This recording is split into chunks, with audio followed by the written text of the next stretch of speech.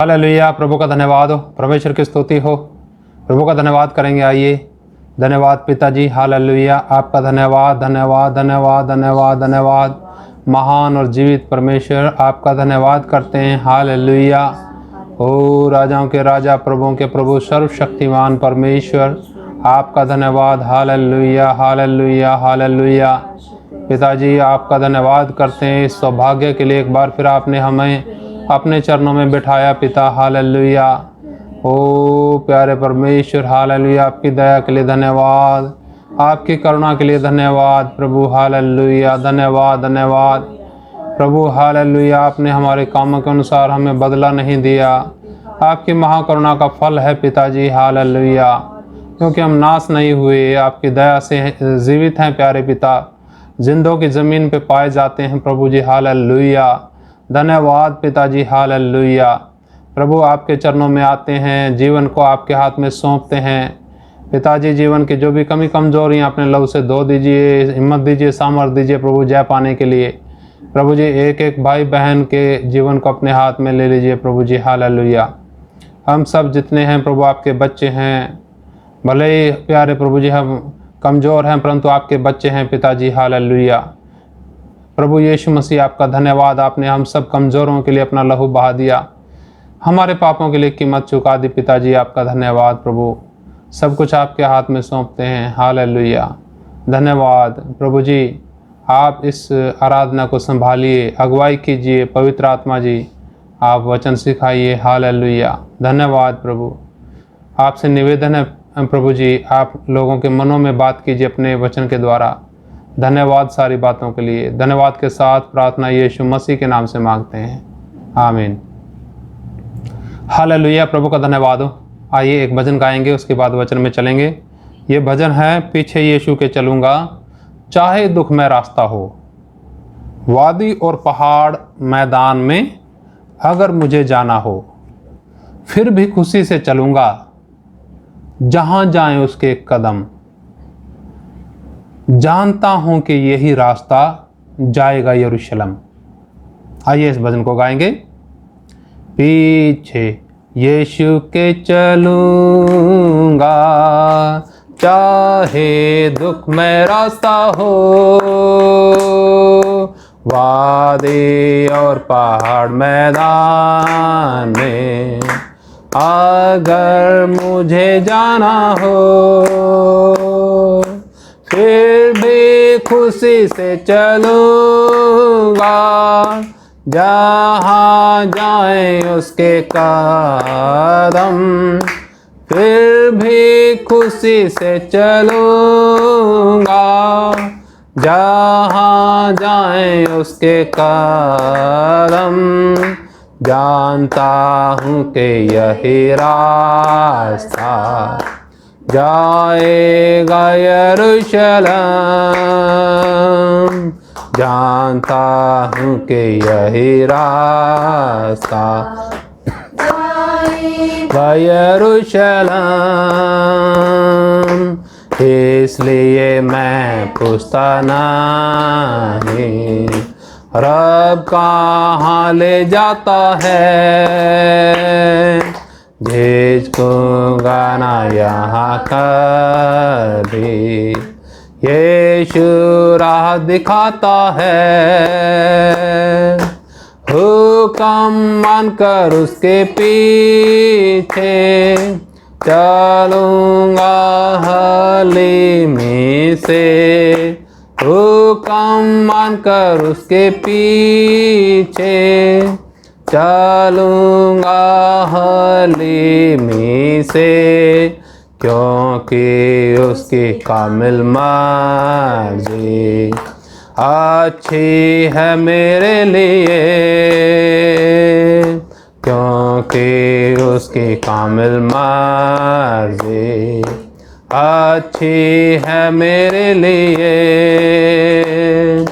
फिर भी खुशी से चलूँगा, जहाँ जाएं उसके कदम। जानता हूँ कि यही रास्ता जाएगा यरूशलेम। दुनिया अगर मुझे लुभाए, फानी चीज़ों से यहाँ और गुनाहों में उलझाए, दे तकलीफ मुझे आराम, कर आजाद मुझे खुदाया, रूह और जान और बदन में, कर आजाद मुझे खुदाया, रूह और जान और बदन में, ताकि तेरी खिदमत करूं, रहूं तेरी मर्जी में, ताकि तेरी खिदमत करूं, रहूं तेरी मर्जी में, फिर भी खुशी से चलूंगा, जहाँ जाएं उसके कदम, जानता हूँ कि यही रास्ता जाएगा यरूशलेम, फिर भी खुशी से चलूंगा, जहाँ जाएं उसके कदम, जानता हूँ कि यही रास्ता जाएगा यरूशलेम। हालेलुया, प्रभु का धन्यवाद। चाहे मुसीबतें समस्याएं आए, तंगी आए, बदनामी आए, फिर भी खुशी से चलूँगा, क्योंकि मैं जानता हूँ कि यह रास्ता जिस पर मैं चलता हूँ वो रास्ता यरूशलेम को जाएगा। वो यरूशलेम जो इस दुनिया में है वो नहीं, वो जो एक नई दुनिया में बन रहा है। हालेलुया, प्रभु का धन्यवाद। आइए प्रभु के वचन में चलेंगे। आज का जो हमारा विषय है, विषय तो मैं पहले भी बता चुका हूँ। इतने छोटे छोटे टॉपिक हम लेते हैं क्योंकि हम ज़्यादा समय उसमें इसलिए व्यतीत नहीं करते ताकि आपको ज़्यादा समय मनन करने के लिए मिल सके। आइए हम प्रभु के वचन में चलेंगे और जो विषय हमारा वो है मनुष्य जाति के लिए परमेश्वर की योजना। ये वो योजना है जो इस पृथ्वी के लिए, ना कि अनंत काल के लिए। अनंत काल की योजना के विषय में हमने फिर कभी मेरे ख्याल से अब देखा भी है और देखेंगे भी हम आगे। तो आइए हम प्रभु के वचन में चलेंगे। हम देखते हैं भजन संहिता 8 अध्याय उसका 5वां वचन। भजन संहिता 8 और उसका 5 वचन देखेंगे।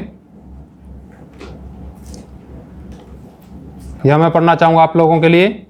लिखा प्रभु के वचन में, क्योंकि तूने उसको परमेश्वर से थोड़ा ही कम बनाया है और महिमा और प्रताप का मुकुट उसके सिर पर रखा है। हालेलुया। ये मनुष्य के लिए है। मनुष्य को, ऐसा कह सकते हैं, आदम को परमेश्वर ने अपने से थोड़ा ही कम बनाया था। और वचन में जैसा लिखा भी पढ़ा हमने, उसके सिर पर महिमा और प्रताप का मुकुट रखा परमेश्वर ने। हालेलुया। थोड़ा और पढ़ना चाहेंगे तो अच्छा लगेगा। थोड़ा और पढ़ देता हूं आप लोगों के लिए। तूने उसे अपने हाथों के कार्यों पर प्रभुता दी है, तूने उसके पांव तले सब कुछ कर दिया है। सारी चीज उसके अधिकार के नीचे परमेश्वर ने करी जब आदम को बनाया। थोड़ा सा देखेंगे उधर जाकर के उत्पत्ति की किताब में, उसका 1 अध्याय उसका 26 वचन देखेंगे। उत्पत्ति 1 का 26, उसमें भी ऐसा ही है। यहां पर ऐसा लिखा है, उत्पत्ति 1 अध्याय उसका 26 वचन में, फिर परमेश्वर ने कहा, हम मनुष्य को अपने स्वरूप के अनुसार अपनी समानता में बनाएं और वे समुद्र की मछलियों और आकाश के पक्षियों और घरेलू पशुओं और सारी पृथ्वी पर और सब रेंगने वाले जंतुओं पर जो पृथ्वी पर रेंगते हैं अधिकार रखें। हालेलुया। ये कार्य परमेश्वर ने आदम को बनाने के बाद सौंपा। कैसे बनाया आदम को? जब इन वचनों में देखते हैं लिखा 26 वचन में, परमेश्वर ने कहा। समझिएगा परमेश्वर का चरित्र क्या है। परमेश्वर ने कहा, हम मनुष्य को अपने स्वरूप के अनुसार अपनी समानता में बनाएं। हम का मतलब इधर त्रिएक परमेश्वर है, त्रिएक, पिता, पुत्र और पवित्र आत्मा। ये पूरा विषय किसी दिन फिर अध्ययन करेंगे, क्योंकि आज हमारा विषय कुछ और है। हमारा विषय जो आज है वो है मनुष्य के लिए परमेश्वर की योजना। परमेश्वर ने आदम को बनाया कैसे? अपनी समानता में और अपने स्वरूप में। स्वरूप का मतलब होता है परमेश्वर का चरित्र, परमेश्वर का चरित्र, स्वभाव।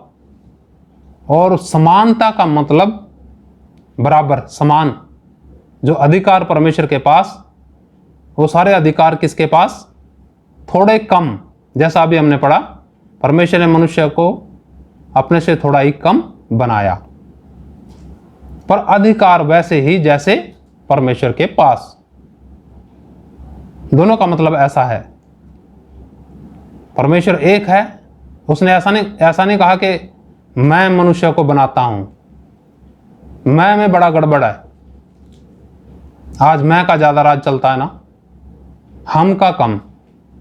तो यहां पर हम मनुष्य को अपने स्वरूप के अनुसार और अपनी समानता में बनाएं, और वे समुद्र की मछलियों और आकाश के पक्षियों और घरेलू पशुओं और सारी पृथ्वी पर और सब रेंगने वाले जंतुओं पर जो पृथ्वी पर रेंगते हैं अधिकार रखें।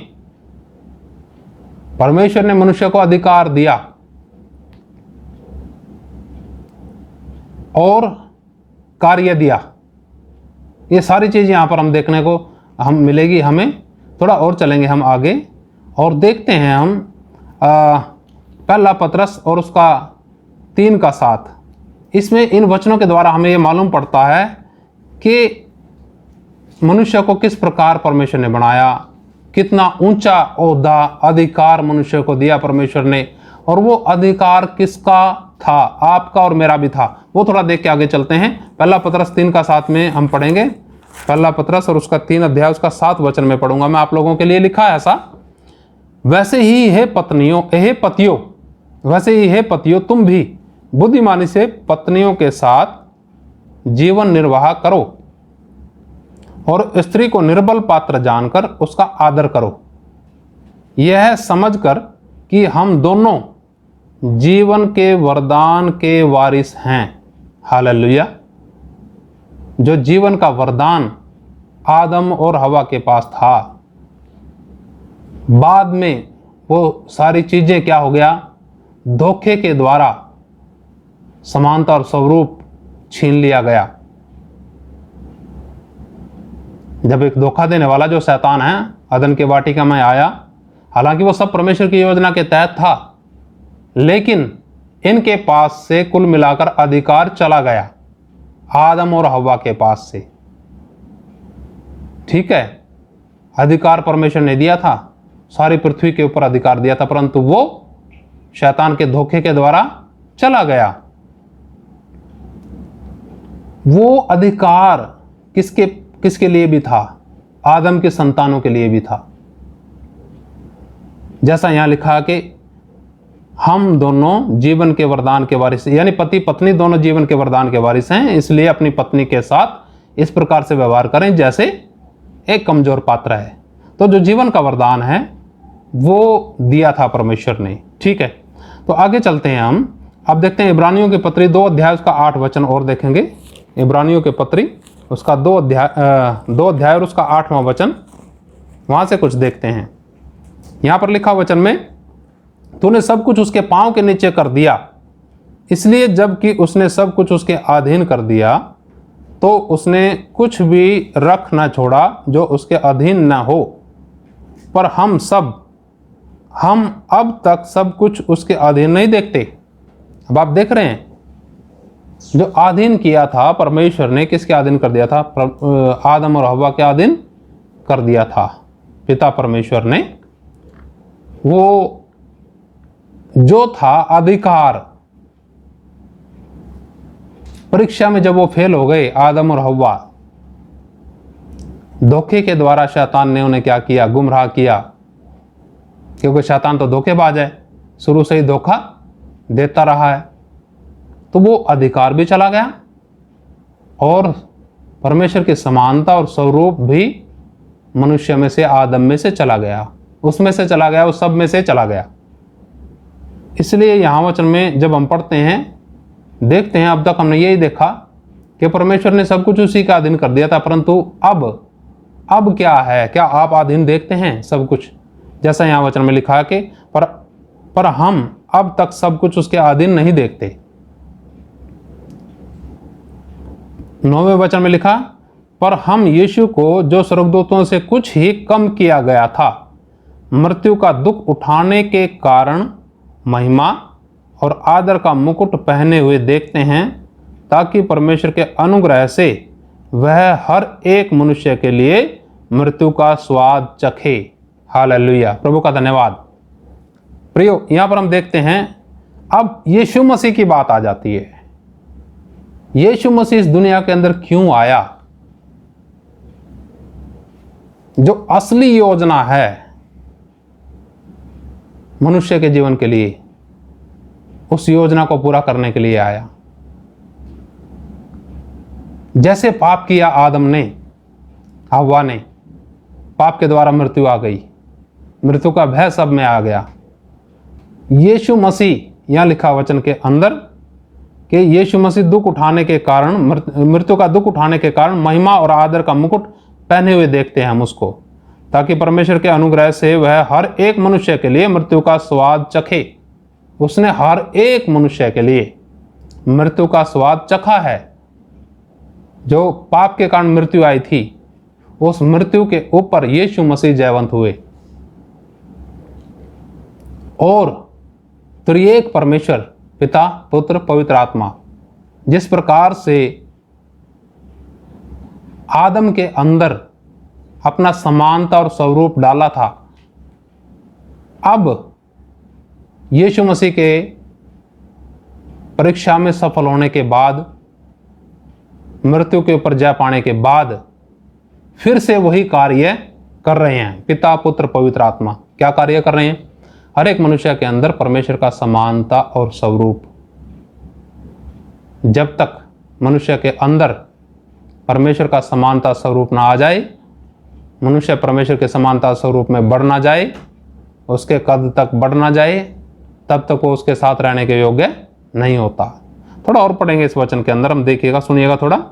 10 वचन में लिखा है, क्योंकि जिसके लिए सब कुछ है और जिसके द्वारा सब कुछ है, जिसके लिए सब कुछ है और जिसके द्वारा सब कुछ है, उसे यही अच्छा लगा कि जब वह बहुत से पुत्रों को महिमा में पहुंचाए, तो उनके उद्धार के कर्ता को दुख उठाने के द्वारा सिद्ध करे।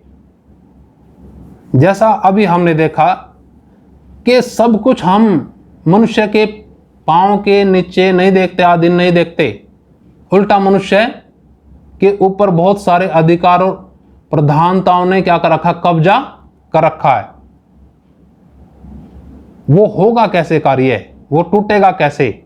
यीशु मसीह के ऊपर विश्वास करने के द्वारा प्रधानताओं का अधिकार, दुष्टता का अधिकार टूट जाएगा, श्राप टूट जाएंगे यीशु मसीह के ऊपर विश्वास करने के द्वारा। और उसके बाद टूट तो जाएंगे, फिर आते हैं वो चीजें, वो उनके ऊपर कैसे जय प्राप्त कर सकते हैं। लिखा, उसे यही अच्छा लगा कि जब वह बहुत से पुत्रों को महिमा में पहुंचाए, तो उनके उद्धार के कर्ता को दुख उठाने के द्वारा सिद्ध करे। उद्धार का कर्ता यीशु मसीह, उसको कैसे सिद्ध किया? दुख उठाने के द्वारा। तो उसके पुत्रों को भी कैसे सिद्ध करेगा? कष्ट भरे और दुख भरे रास्ते पर ले जा करके, जंगल के रास्ते पर ले जा करके। अभी हमने भजन गाया, वादी या पहाड़ मैदान में, जहां भी मुझे जाना हो मैं खुशी से जाऊंगा। हालेलुया। आज प्रियो, बहुत से विश्वासी इस कोरोना वायरस के कारण डर के बिल्कुल अपने घरों के कोने में दुबके हुए हैं। सोचिए, कोरोना वायरस परमेश्वर से बड़ा है? कोने के अंदर नहीं मृत्यु आएगी? मृत्यु का भय कैसे? मृत्यु के ऊपर यीशु मसीह ने जय प्राप्त कर ली।